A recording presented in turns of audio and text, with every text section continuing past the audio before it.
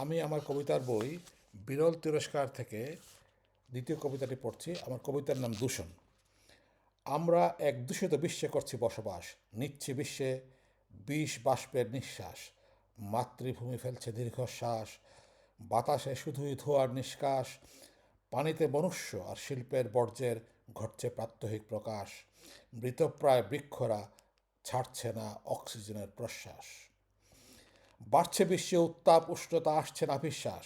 বরফেরা ছাড়ছে পানির হ্রাস, আসছে জলোচ্ছ্বাস। গোলমাল, চেঁচামেচি, শব্দের চিৎকারে অবদমিত কর্ণের বিশ্বাস। দৃষ্টিশক্তি দিগন্তে হারাচ্ছে বিন্যাস। জিহ্বাতে বাড়ছে বিস্বাদ, ক্রোধ জিজ্ঞাসায় আসছে কি সভ্যতার নিকাশ। মস্তিষ্ক হারাচ্ছে চিন্তাভাবনা, হচ্ছে না বুদ্ধিমত্তার বিকাশ। বিশ্ব কি হয়ে যাবে বুদ্ধিহীন, মেধাহীন প্রাণীর নিবাস।